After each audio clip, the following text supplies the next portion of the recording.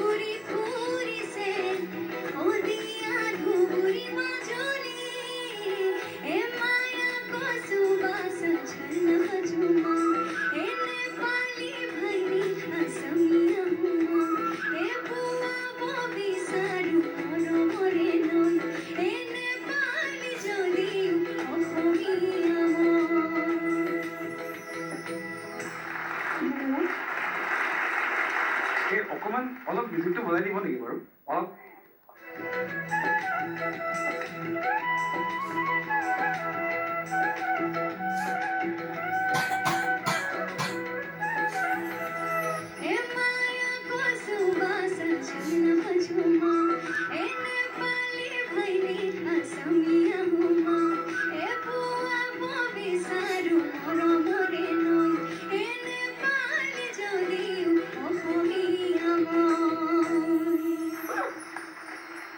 মই ডাইৰেক্টলি গৈছোঁ ইমচন দা আপোনাৰ ওচৰলৈ বৰ ধুনীয়া মই কওঁতেই ধৰিব পৰা নাই তুমি ভাল গোৱা নে ভাল নাচা দুইটাই ভালকৈ কৰিছা তোমাৰ গীতাটোও ভাল লাগিছে আৰু গীতটো বৰ ধুনীয়া এই গীতটিয়ে